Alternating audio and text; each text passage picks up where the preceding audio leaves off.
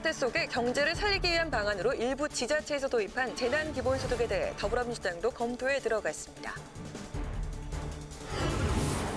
미래한국당의 비례대표 후보 수정안이 선거인단 투표에서 부결됐습니다. 한성교 대표는 대표직을 사퇴했습니다. 민생당이 비례연합정당 참여와 공간위 구성을 놓고 개파 간의 극심한 갈등을 겪고 있습니다. 범여권의 비례연합정당인 더불어시민당이 논란과 반발 속에 비례대표 후보 결정을 위한 작업에 착수했습니다. 더불어시민당 우희종 공동대표를 전화 연결해서 진행 상황과 논란에 대한 입장을 직접 들어봅니다.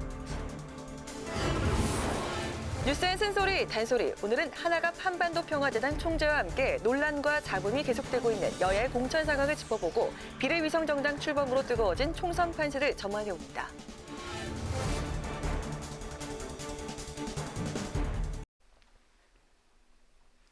안녕하십니까. 3월 19일 의정 종합뉴스 뉴스엔 시작하겠습니다. 코로나19 사태로 인한 경제위기 극복 방안으로 한때 거론이 됐던 재난기본소득, 이 재난기본소득 도입 카드를 더불어민주당이 다시 꺼내고 있습니다.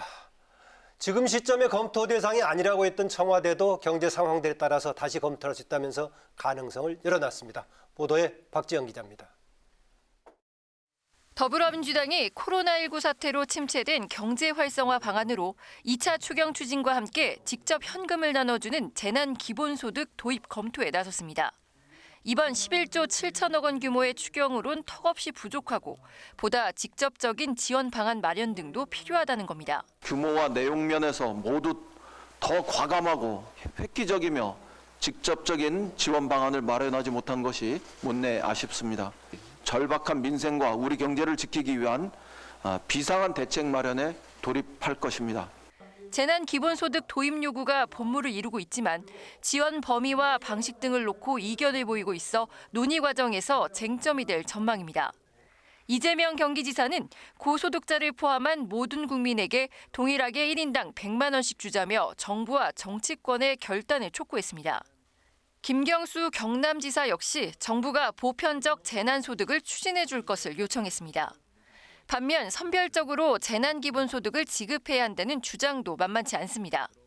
이낙연 코로나19 국난극복위원장은 재난을 당해 지급하는 긴급피난 성격의 수당으로 기간과 대상 범위를 한정해야 한다는 입장을 밝혔습니다. 청와대도 경제 상황과 국민 수용도 등에 따라 검토할 사안이라는 입장을 밝혔습니다. 당장 결론을 내리진 않지만 가능성을 열어놓고 여러 측면을 검토하겠다는 뜻으로 보입니다. 국회방송 박지영입니다. 미래한국당 한성교 대표가 결국 대표직에서 스스로 물러났습니다. 앞서 열렸던 선거인단 투표에서 수정된 비례대표 후보 명단은 부결됐습니다. 보도에 양윤성 기자입니다. 미래한국당 한성교 대표가 결국 사퇴했습니다. 저는 포기할 수밖에 없었습니다. 참으로 가스로운 자들의 그 행태, 저는 막히고 말았습니다. 미래통합당이 미래한국당 비례대표 명단에 반발하며 압박을 해온 게 사퇴의 배경입니다. 통합당은 미래한국당의 비례대표 명단 전면 교체를 요구하며 제2의 비례정당 창당과 독자적 후보를 낼 수도 있다고 한국당을 압박해왔습니다. 앞서 열린 선거인단 투표에서도 수정된 비례대표 명단은 부결됐습니다. 윤봉길 의사의 장손녀 윤주경 전 독립기념관장을 3번에 재배치하는 등 당선권인 20번 밖에 있는 후보 4명 정도의 순위를 당선권 안쪽으로 조정했지만 반대표가 많았습니다. 이렇게 수정안이 부결된 건 통합당 황교안 대표가 한국당 비례대표 후보 공천을 공개적으로 비판한 영향으로 풀이됩니다. 황 대표는 한국당 공관위가 명단을 수정했지만 단호한 결단이 필요하다며 빠른 시일 내 문제를 바로잡겠다고 결과가 만족스럽지 않다는 뜻을 드러냈습니다. 미래한국당은 이제 비례대표 후보에 대한 전면 개편에 나설 것으로 예상됩니다. 최고위원들도 총사퇴 의사를 밝힌 가운데 신임 대표엔 통합당에서 불출마를 선언한 원유철, 염동열, 정운천 의원 등이 거론되고 있습니다. 이와 함께 공병호 공관위원장의 경질 또는 사퇴 가능성도 제기되고 있습니다. 국회방송 양윤선입니다. 네, 민생당이 공천과 비례연합정당 참여 여부를 놓고 갈등이 격화하고 있습니다. 대한신당과 평화단계에서는 조속히 공관위와 선대위를 구성해야 한다고 압박하고 있고 바른미래단계에서는 인정할 수 없는 최고위에서 결정된 것이라면서 어떤 사안도 받아들일 수 없다고 맞서고 있습니다. 홍혜진 기자입니다. 합당한 지 한 달도 되지 않은 민생당이 다시 쪼개지고 있습니다. 대한신당과 평화단계가 바른미래단계를 배제하고 위한 최고위에서 비례연합정당 참여 안건을 의결하면서 내용이 폭발하고 있습니다. 대한신당과 평화단계에선 최고위원 과반이 참석해 처리한 안건인 만큼 문제가 없다는 입장입니다. 바른미래단계 김정화 대표가 참석하지 않더라도 최고위를 열어 공관위와 선대위 구성을 조속히 마무리하겠다는 방침입니다. 반면 바른미래단계는 김 대표가 주재하지 않은 최고위는 그 자체가 성립되지 않기 때문에 안건 처리는 불가하다고 주장합니다. 당연히 김 대표를 배제한 채 이루어지는 공관위나 선대위 구성 등 어떤 것도 인정할 수 없다는 입장입니다. 일각에선 비례대표를 어느 계파에서 많이 당선시키냐를 두고 양측이 세대결을 벌이고 있다는 분석입니다. 비례대표를 배정받을 수 있는 최소 정당 득표율은 3%입니다. 하지만 민생당의 현재 지지율은 3%에 미치지 못하고 있고 총선까지 지지율이 이어진다면 비례의석을 한 자리도 차지할 수 없습니다. 바른미래단계에선 비례대표 연임 의지가 있는 평화단계 박주현 대표 등이 비례정당 참여를 강력히 요구한다고 의심하고 있습니다. 반면 대한신당과 평화단계에선 김정화 대표가 비례대표 앞번호를 받기 위해 공관위원장의 인사추천권을 공천 규정안에 담으려 한다고 비판하고 있습니다. 양측의 의견이 팽팽하게 맞서고 있는 가운데 공관위 구성조차 못하고 있는 민생당이 이번 총선을 제대로 치를 수 있을지 우려의 목소리가 나오고 있습니다. 국회 방송 홍혜진입니다.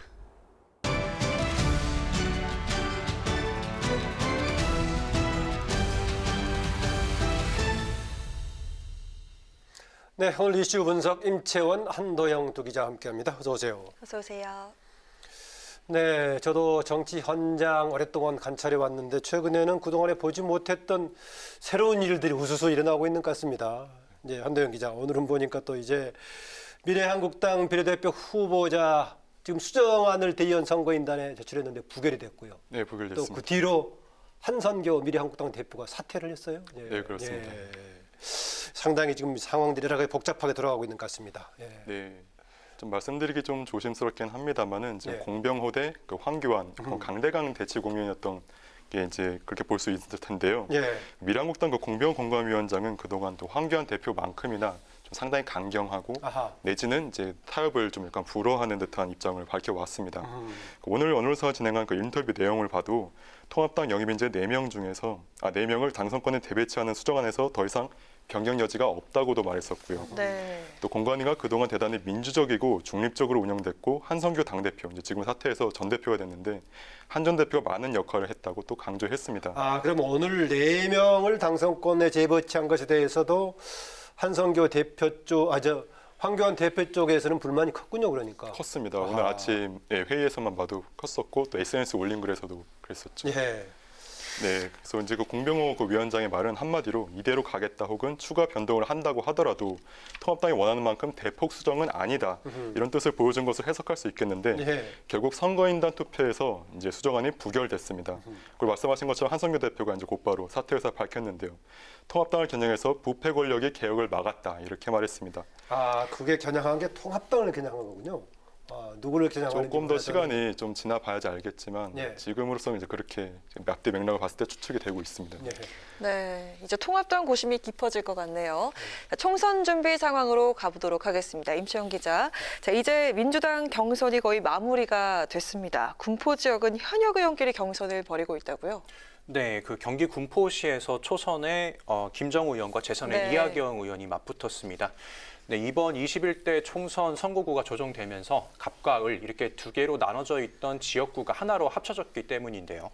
네, 앞서 지난 20대 국회의원 선거에서는 김정우 의원이 군포시 갑에, 이하경 의원이 군포시 을에 당선됐었습니다. 두 후보 모두 주요 공학으로 복합 환승센터 추진이나 GTX-C 노선 사업 등 군포시 발전을 위한 공약들을 내걸며 정책 대결을 펼치고 있는데요. 예.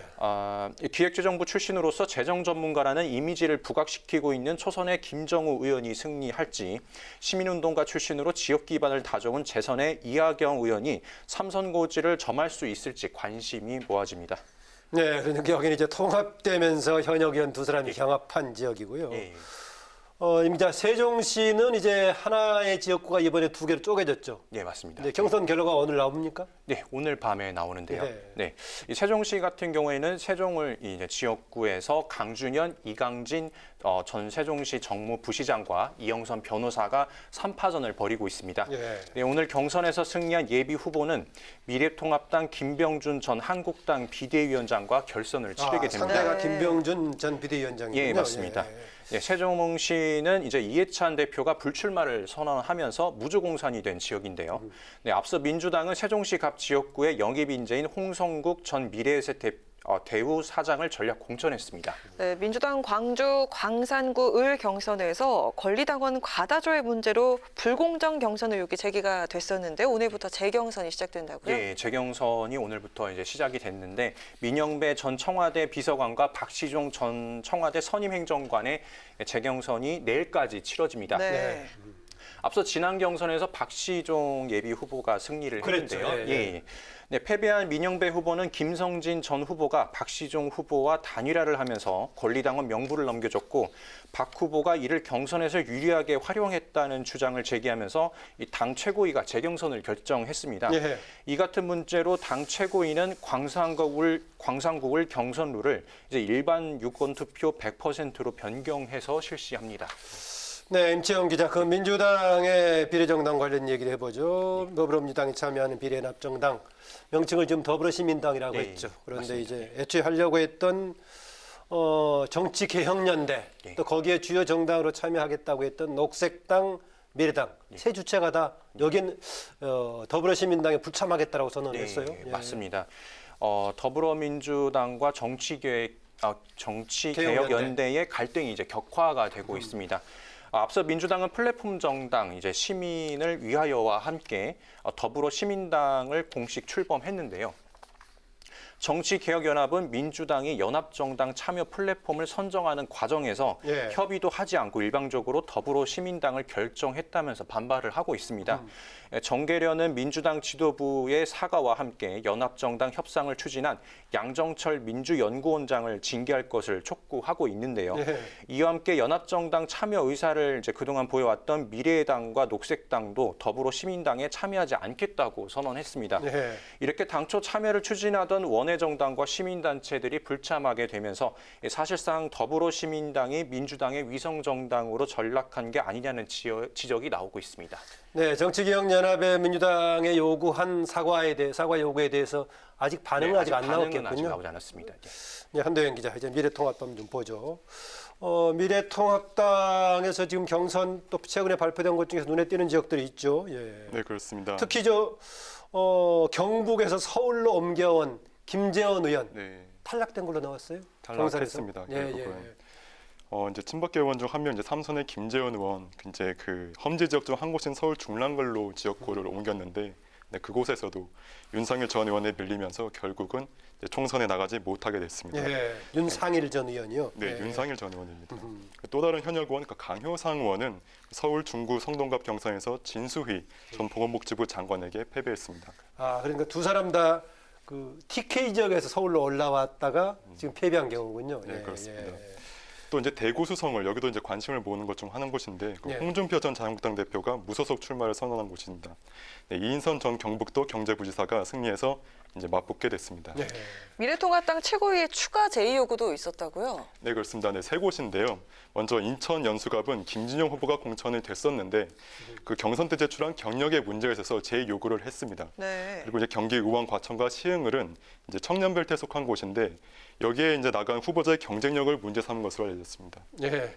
또 미래통합당에서 또 추가로 지금 공천 취소자가 나왔다고요. 지난번에 최홍 후보자 이어서 두 번째겠네요, 지금요. 네, 그렇습니다. 이제 부산 북광서울에 공천된 이제 김원성 최고위원인데요. 예. 이제 공관위 왜 취소가 된 건가요? 그래서 그게 약간 좀 궁금했었는데 왜냐하면 공관위가 이게 취소를 할 수밖에 없는 이유가 있다라고 최고의 말을 했고 예. 그럼 그 이유가 무엇이냐에 대해서 이제 논쟁이 있었는데 바로 미투 논란인 것으로 전해졌습니다. 여기에 이제 호남 지역 차별 발언도 있었던 것으로 전해졌고요. 예.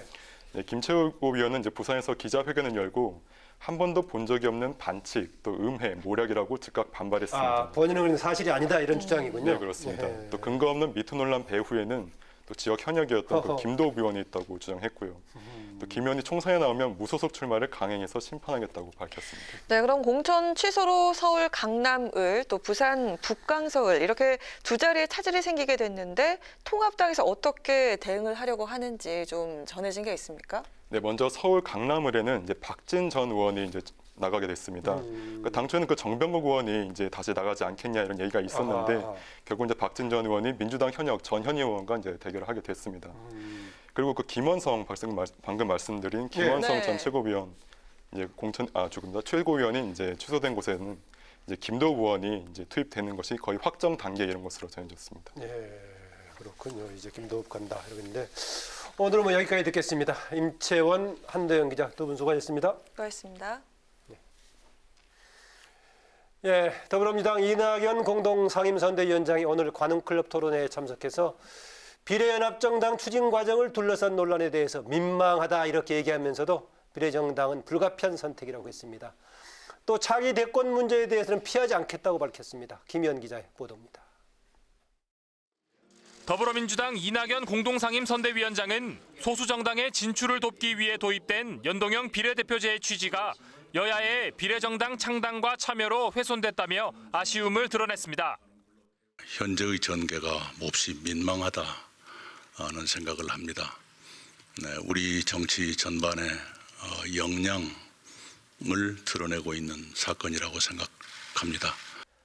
다만 민주당의 비례연합정당 참여는 비례의석 독식을 막기 위해서고 소수정당의 진출 기회를 보장한다는 점에서 분명한 차이가 있다고 강조했습니다. 비례위성정당과 같은 현행 선거법 문제에 대해선 지지도에 따른 의석 배분이란 원칙은 유지하되 비례위성정당과 비례연합정당 등 여야가 저지른 이상한 일에 대한 반성과 개선이 필요하다고 덧붙였습니다. 코로나19 사태로 인한 마스크 대란에 대해선 거듭 사과했습니다. 초기에는 지나친 완벽주의와 지나친 낙관이 있었다.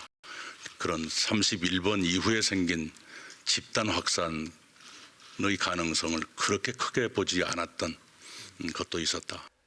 코로나 극복을 위한 2차 추경은 필요하지만 아직 규모와 시기는 정해지지 않았다고 밝혔습니다. 논란이 되고 있는 재난기본소득과 관련해서는 보편적 기본소득 개념이 아니라 긴급 피난 성격의 수당이라며 일부 지자체의 재난기본소득 시행은 바람직하다고 말했습니다. 중국인 전면 입국 금지에 대해선 코로나 사태 초기엔 중국 우한을 중심으로 입국 금지를 시행했고 지금은 공항 검역이 굉장히 강화됐다며 WHO 권고대로 충실히 조치했다고 밝혔습니다. 문재인 대통령이 지난 1월 신년 기자간담회에서 조국 전 법무부 장관에게 마음의 빚이 있다고 밝혔는데 이 위원장의 생각은 달랐습니다. 조 전 장관과 가족의 고초는 가슴 아프지만 공정성에 대한 사회적 문제가 불거진 일이기 때문에 균형 있게 봐야 한다고 밝혔습니다. 차기 대권 도전 의지도 숨기지 않았습니다. 저에게 책임이 맡겨진다면 책임은 피할 수가 없다고 생각합니다. 국회 방송 김희연입니다. 더불어민주당은 코로나19 경제위기 극복을 위해 당내 비상경제대책본부를 설치하겠다고 밝혔습니다. 이인영 원내대표는 정책조정회의에서 민주당은 민생과 경제를 지키기 위해 재정과 금융, 자영업자와 소상공인 3대 분야에서 속도전을 펼치겠다며 이같이 밝혔습니다. 특히 임대료와 이자율, 4대 보험료, 고용유지 지원 등에서 혜택이 확실하게 체감될 수 있는 방안을 마련하겠다고 강조했습니다. 미래통합당은 더불어민주당이 참여하는 비례연합정당인 더불어시민당은 친문 비례민주당이라고 비판했습니다. 심재철 원내대표는 민주당이 친문 인사와 조국 비호 세력이 주축이 된 시민을 위하여와 손을 잡았다고 지적하고 민주당의 비례당 만들기가 갈수록 가관이라고 비판했습니다. 또 민주당은 비례민주당 창당에 앞서 국회 유린을 사과하고 누더기 선거법을 무효화해야 한다고 주장했습니다. 정의당은 미래통합당 지도부의 미래한국당 공천 개입에 대한 검찰 고발을 추진하겠다고 밝혔습니다. 심상정 대표는 선대위 회의에서 통합당과 한국당이 비례대표 공천 명단을 놓고 갈등을 빚는 것은 황교안 대표가 한국당 공천에 개입한 명백한 사건이라며 이같이 밝혔습니다. 또 중앙선관위는 공정하고 신속한 조사를 통해 미래한국당 비례대표 후보 접수를 거부해야 한다고 주장했습니다.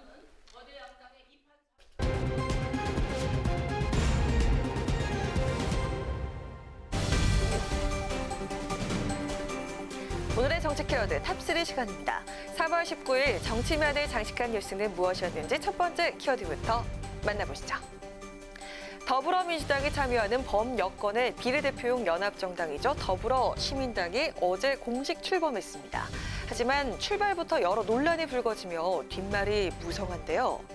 더불어시민당은 소수정당과 시민단체들이 참여할 수 있도록 문을 열어둔다며 개문 발차라고 표현했지만 일각에서는 참여 가능성을 아예 닫아둔 폐문 발차라는 지적까지 나오고 있습니다. 아직 동참이 불분명한 정당이 있습니다. 마지막까지 함께하지 않은 정당들의 빈자리는 여전히 비우고 기다리고 있습니다만 이제 정말 시간이 없습니다. 먼저 동참한 정당만으로 출발할 수밖에 없습니다. 플랫폼 정당인 시민을 위하여가 더불어민주당과 함께 출범시킨 더불어시민당은 현재까지 민주당을 포함해서 모두 6개 정당이 모였습니다. 단 하나의 구호, 단 하나의 번호로 21대 총선 정당 투표에 참여할 것이라며 아직 참여하지 않은 정당들에게 서둘러 참여해 줄 것을 촉구했습니다. 하지만 당초 참여를 추진하던 원외 정당과 시민단체들은 연합정당 추진 과정에 문제를 제기하며 대부분 불참을 선언했습니다. 특히 가장 먼저 비례연합정당을 제안하며 논의에 물꼬를 튼 정치개혁연합은 개문 발차를 한다더니 폐문 발차였다며 민주당을 강하게 성토했는데요. 정치개혁연합 하승수 집행위원장은 오늘 한 라디오 방송에 나와 민주당이 애초부터 비례연합 플랫폼으로 친문 세력인 시민을 위하여를 마음에 두고 있었던 것 같다며 진정성 있게 연합 정치를 고민하고 논의해온 주체들을 배제하기 위한 치졸한 정치 공작극을 벌였다고 비판했습니다. 네, 이런저런 논란 속에서도 더불어시민당은 비례대표 후보 결정을 위해 속도전에 나서는 모습인데요. 논란을 딛고 범여권 비례의석 확보에 주춧돌이 될지 아니면 진보 진영 분열을 가속하는 계기가 될지 정가의 이목이 모아지고 있습니다. 이어서 오늘의 두 번째 키워드입니다. 네, 라방. 유튜브 등을 통해서 진행되는 이른바 라이브 방송을 줄여서 흔히들 하는 말이죠. 유명 크리에이터나 연예인들이 주로 하는 이 라이브 방송을 최근 정치인들도 적극적으로 활용하는 사례가 늘고 있다고 합니다. 유튜브를 통한 선거운동이 단순 홍보 영상을 올리는 것을 넘어 활발한 라방으로 이어지면서 지지자와의 접점을 넓히고 있는 정치인들, 누가 있을까요? 대구 의료봉사 활동 이후 자가격리 중인 국민의당 안철수 대표. 온라인을 통한 총선 전에 뛰어들어 눈길을 끌었는데요. 오늘 오전 화상으로 기자간담회를 가진 이후 철수가 중계라는 제목으로 유튜브 라이브 방송을 진행했습니다. 총선 목표와 각오 등을 밝힌 기자간담회와는 달리 대구 의료봉사 당시 경험과 자가격리 중 이웃 주민으로부터 과일과 편지를 받았다며 좀 더 친근하게 다가가는 모습이었는데요. 지난 17일 첫 방송에서는 안내표의 피부 비결을 묻는 등 라방을 시청한 구독자들도 사소한 그의 일상을 더 궁금해하는 모습이었습니다. 미래통합당 황교안 대표도 지난 17일 유튜브 채널 황교안 오피셜의 첫 라이브 방송을 진행했었는데요. 황 대표는 30분간의 방송에서 실시간 댓글을 읽으며 프로포즈 경험담을 소개하고 자작곡도 부르는 등 정치인 황교안보다는 인간 황교안의 모습을 보여줬습니다. 두 사람보다 앞서 이미 지난달 유튜브 채널을 연 민주당 이낙연 위원장도 라이브 방송으로 꾸준히 소통해오고 있는데요. 이낙연 TV의 구독자는 이미 8만 명을 넘어섰습니다. 그동안 언론 보도와 인터뷰 등에서 주로 딱딱하고 심각한 모습만 부각되던 정치인들이 라이브 방송을 통해서 반전 매력을 드러내는 이런 소통 방식은 온라인 선거운동과 함께 점차 더 확대될 것으로 전망되는데요. 다만 구독자 대부분이 기존 지지층의 상황에서 선거 결과에는 얼마나 영향력을 미치게 될지 지켜봐야겠습니다. 마지막으로 세 번째 오늘의 정치 키워드입니다. 문재인 대통령이 직접 주재하는 경제 중대본 비상경제회의가 오늘부터 가동됐습니다. 문 대통령은 코로나19로 인한 경제 위기를 극복하기 위해 신속하게 행동하는 회의가 돼야 한다면서 첫 번째 조치로 중소기업과 소상공인, 자영업자를 위한 50조 원 규모의 비상금융조치를 결정했습니다. 이번 조치를 민생금융안정 패키지 프로그램이라고 소개한 문 대통령은 코로나19 사태로 가장 타격을 입은 곳이 중소기업과 소상공인, 자영업자이기 때문에 선제적인 지원을 펼친다면서 50조 원의 비상금융 조치는 규모와 내용에서 전례 없는 포괄적인 특단의 조치라고 강조했습니다. 또 상황 전개에 따라 필요하다면 규모를 더 늘릴 수 있다고도 밝혔습니다. 정부와 한국은행은 물론 제2금융권까지 동참한 이번 조치에 따라 소상공인에 대한 긴급 경영자금 신규 지원은 12조 원으로 늘었고 중소기업 등에 대한 5조 5천억 원 규모의 특례 보증 지원도 시행이 되는데요. 아울러 대출 원금 만기 연장을 확대 시행하고 대출금 이자 징수도 유예하기로 했습니다. 대통령이 주재하는 비상회의체가 구성된 건 2008년 금융위기 이후 12년 만입니다. 앞으로 매주 한 차례씩 3개월간 운영되는 이 회의에는 민간 전문가와 노동계 관계자들도 참여해서 머리를 맞대는데요. 국민의 삶이 무너지는 것을 막는 것이 최우선이라는 대통령의 말이 제대로 실현될 수 있도록 신속하고 긴급한 자금 지원이 일선에서 활발하게 이루어지길 바라겠습니다. 이상 오늘의 정치 키워드 탑3였습니다.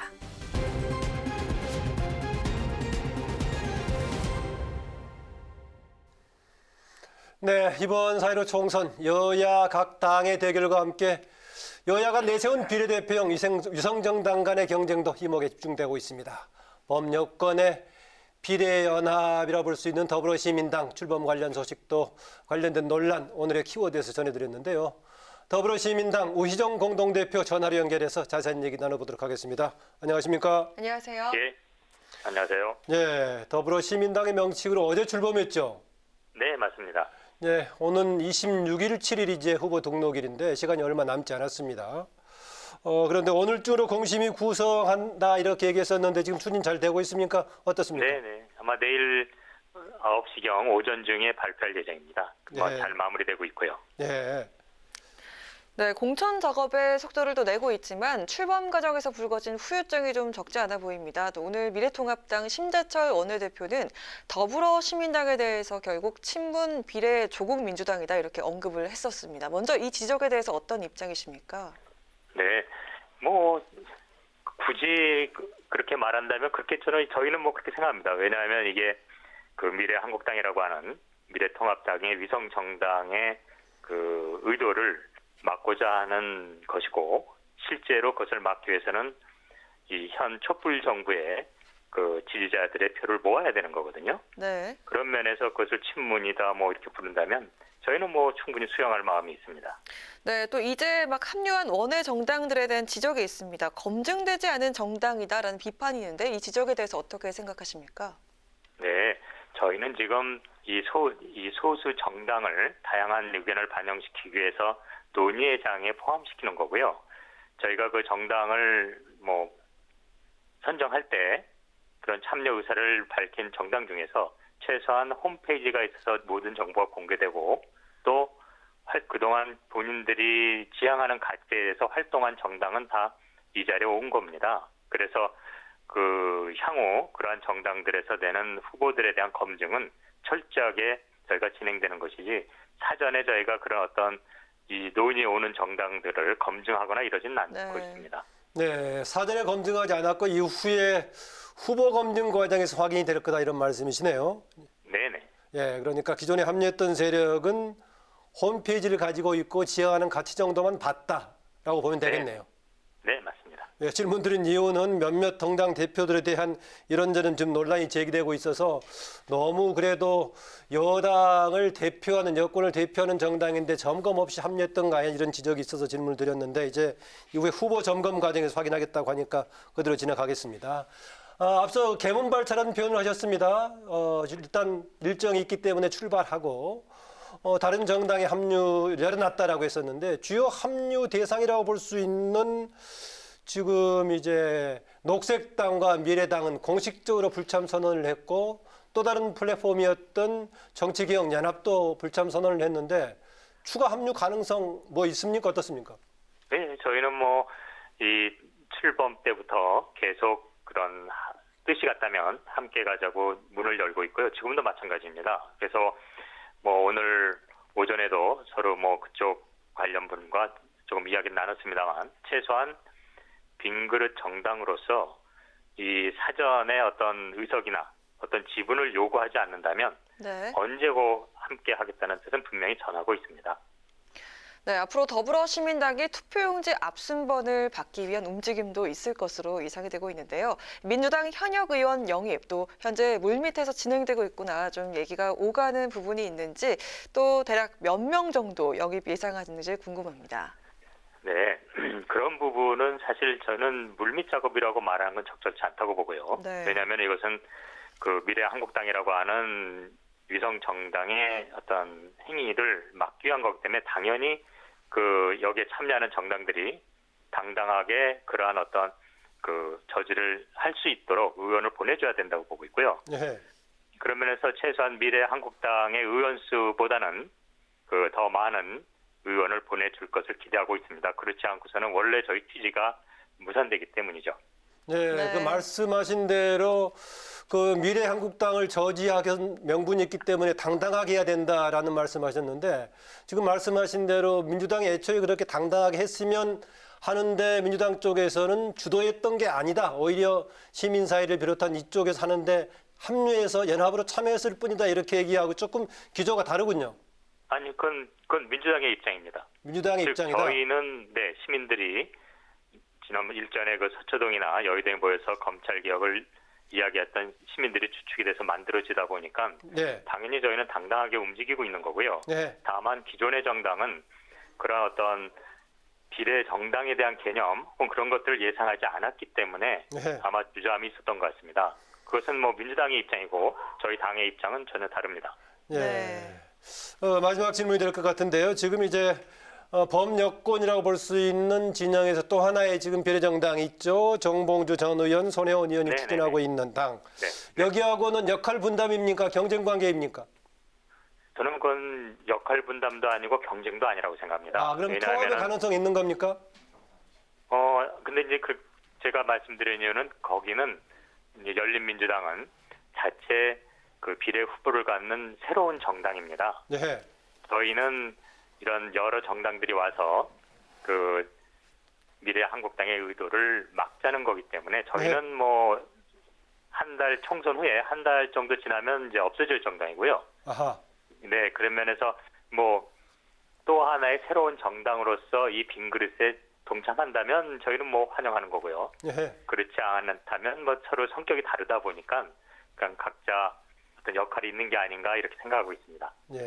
네, 후보 결정을 위해 바쁘신 와중에 오늘 출연해 주셔서 감사합니다.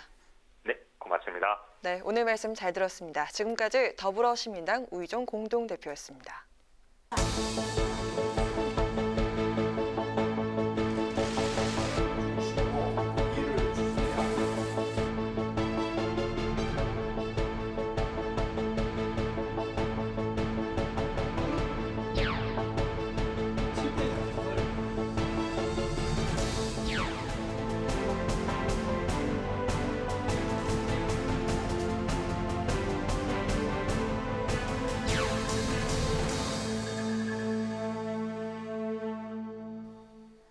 네, 이번 시간은 뉴스N의 쓴소리 단소리 코너입니다. 오늘은 제14대, 15대, 16대, 17대 4선의 국회의원을 지내셨고요. 또 민주당 대표를 역임하셨던 분이죠. 지금 한반도 평화재단을 이끌고 있는데요. 한하갑 한반도 평화재단 총재 스튜디오에 모셨습니다. 어서 오십시오. 어서 네, 오세요. 안녕하십니까. 예. 이제 오랜 기간 동안 김대중 전 대통령과 정치 행보를 같이 하시면서 리틀 DJ로 불리기도 했었고 차기 이은 후계자다 뭐 이런 소리까지 나오셨는데 정치 현장을 떠난 지 지금 좀 됐습니다. 지난 17대 만치면 그랬던가요? 제가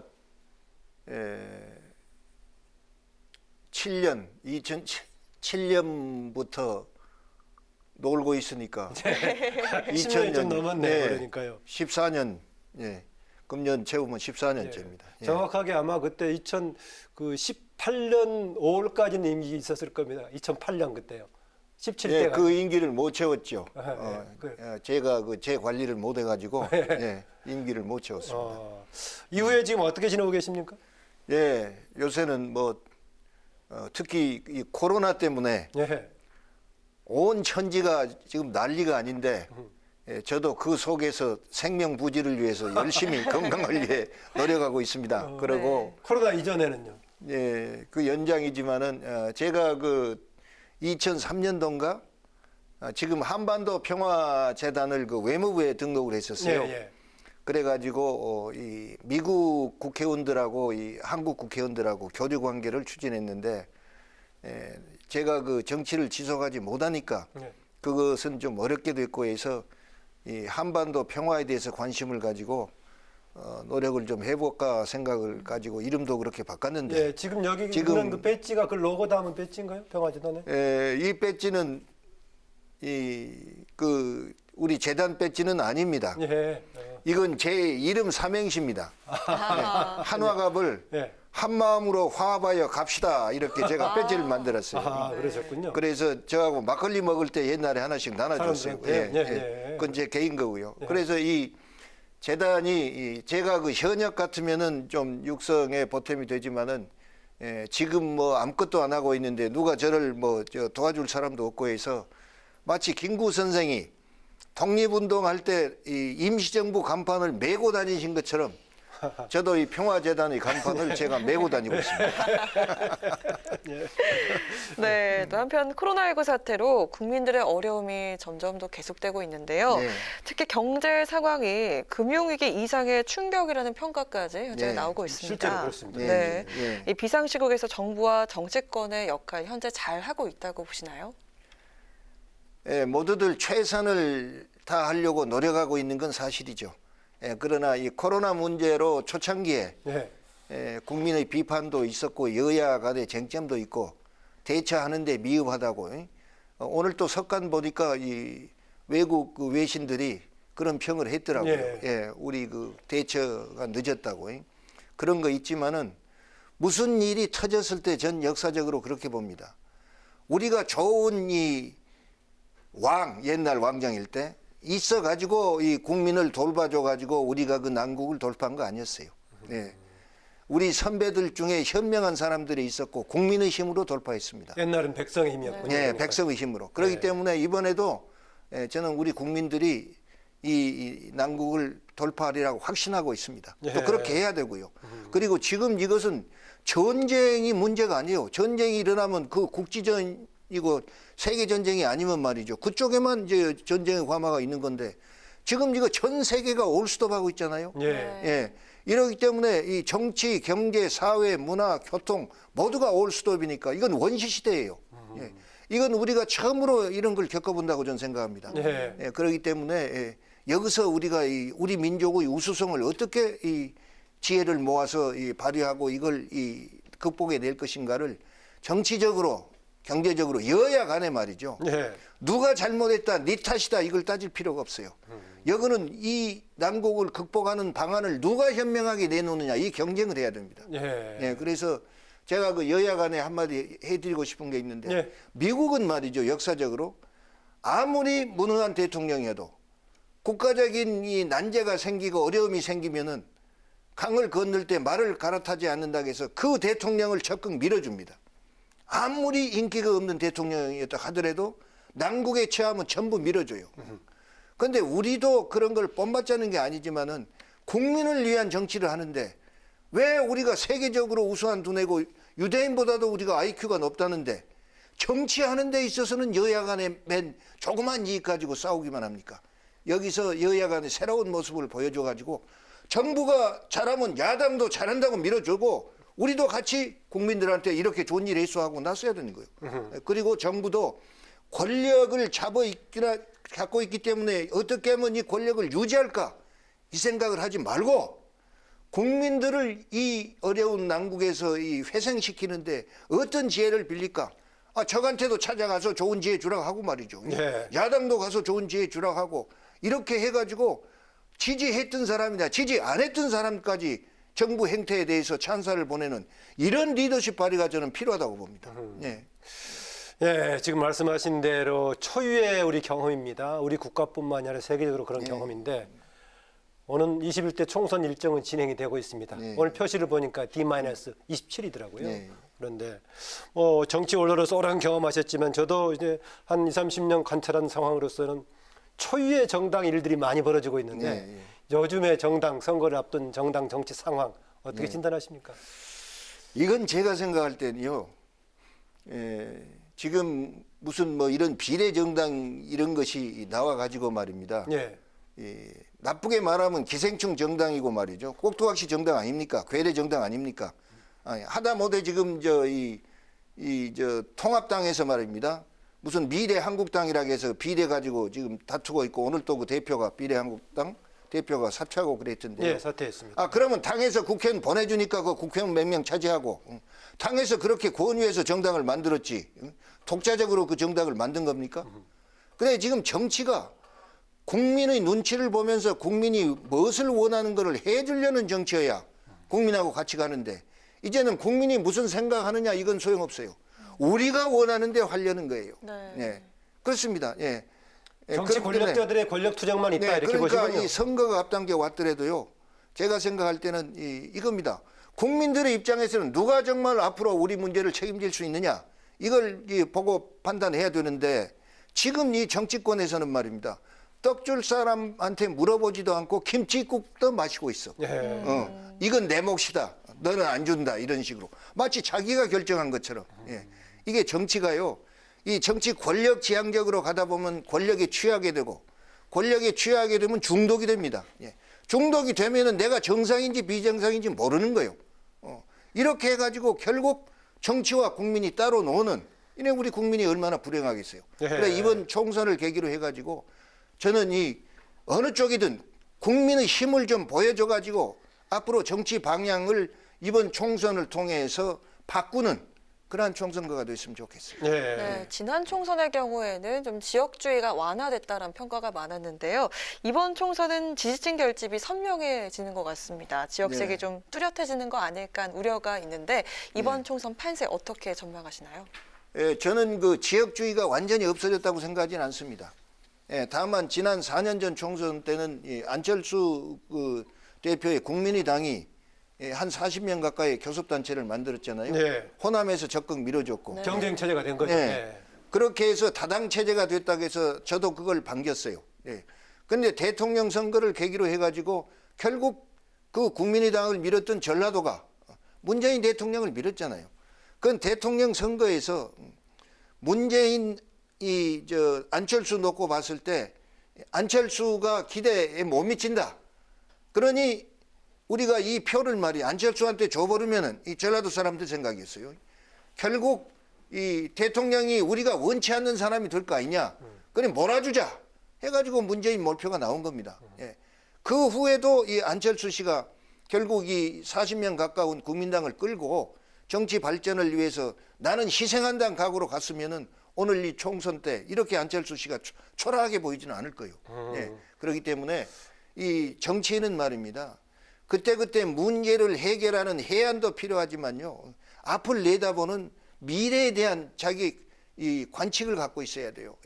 그렇기 때문에 결국 오래 지속이 안 되는 거예요. 당시에 안철수 대표가 선택을 잘했더라면은 난 아쉬움이 있군요. 그렇죠. 그리고요. 문재인 대통령이 당선됐기 때문에 그건 단임인 거예요. 그러면 그때 경쟁했던 사람 중에 자기가 또 다른 토대를 마련할 수 있어요. 그러면 안철수가 요 다음에 말입니다. 대권 후보로 부각이 돼야 돼. 그러니까 이 전라도에서 몰아준 그 국회의원 수를 지키지 못하고 말이죠.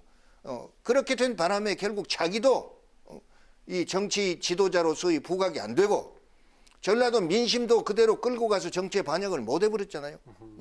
그리고 이번 이 총선 전후해 가지고 제가 나도 전라도 사람이니까 고향 쪽에 들어 물어봤어요.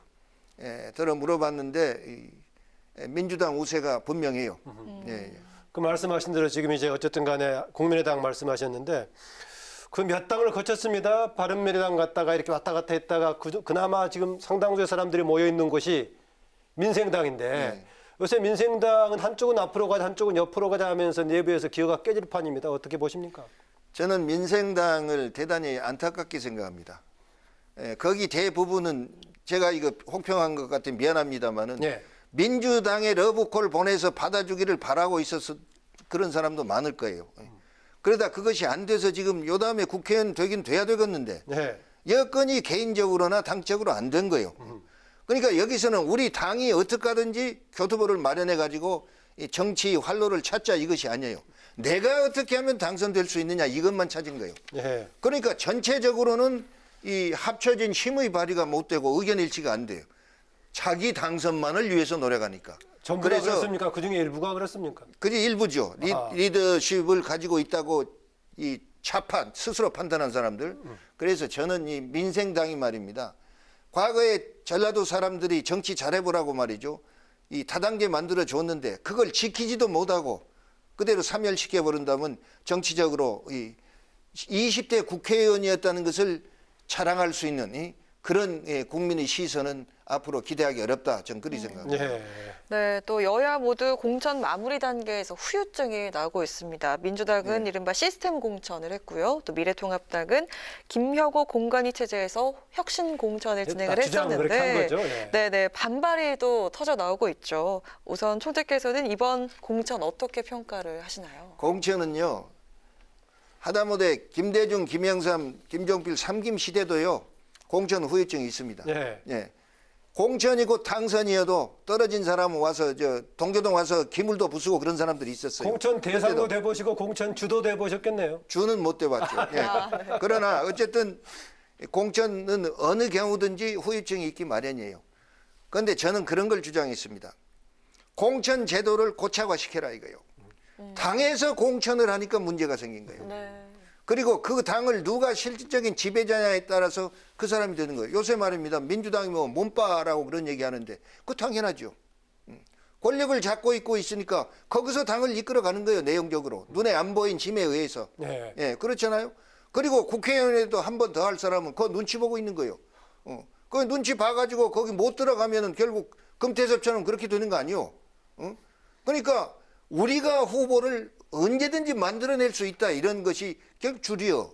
어느 당이든지 주류가 그런 생각 갖는 거예요. 불가피하다고 보십니까? 그걸 어떻게 바꿔야 된다고 보십니까? 그건 바꾸는 것이 이성적인 공천인데 그 권력을 가진 사람들은 권력에 이제 취하거나 중독이 됐기 때문에 네. 어디까지나 이건 우리가 결정하면 우리 것이다 이거예요. 네. 그래서 그렇게 하는 건데 공천 제도를 말이죠. 저는 주장합니다. 국민들한테 돌려줘요.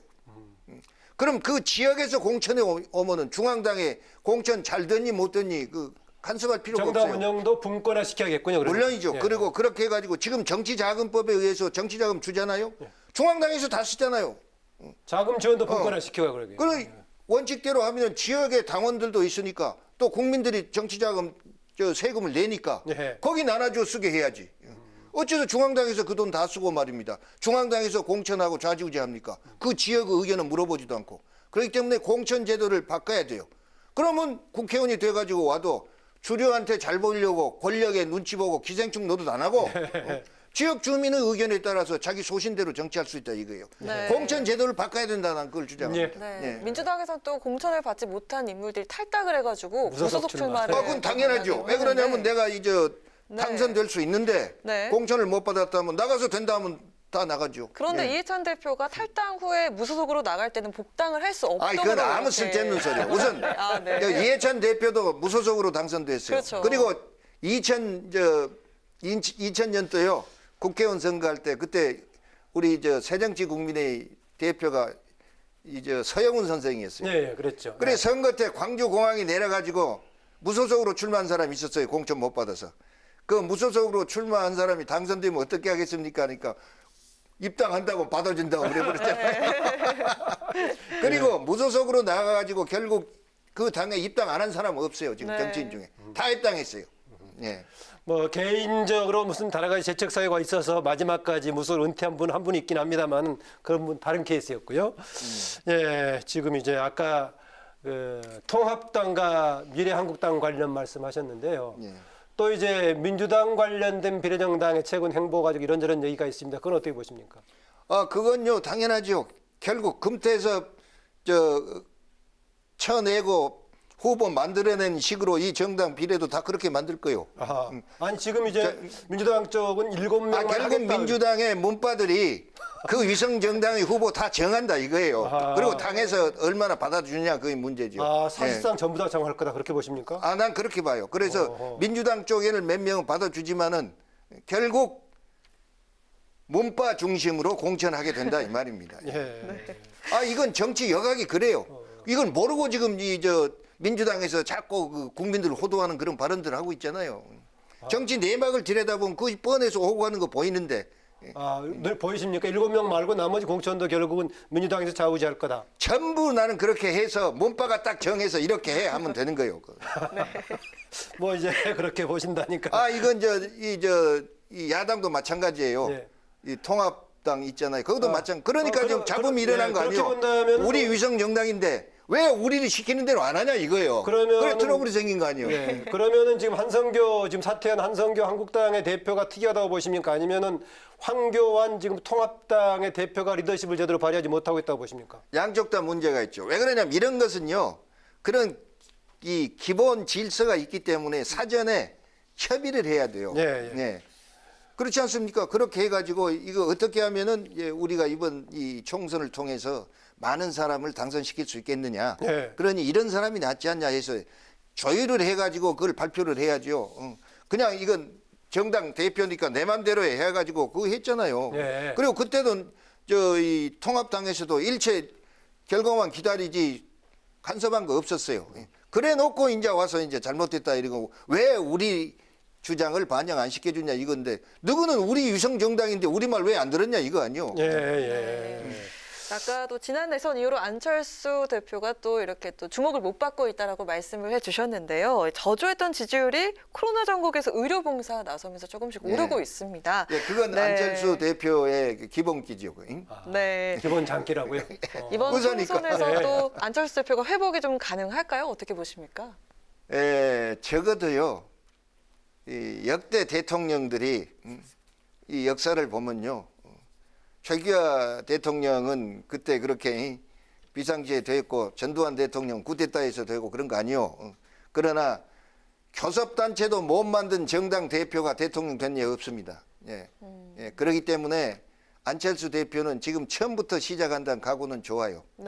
좋지만은 앞으로 안철수 대표가 국민들한테 저 사람 대통령 깝니다 하는 리더십을 어떻게 각인시켜 주느냐 이것이 문제예요. 그러면 국민을 상대로 국회에서 투쟁해야 되는데 안철수 대표가 어디 환자 생겼다면 여기 또 가방 들고 가서 치료하러 다니고 그 일만 하겠어요?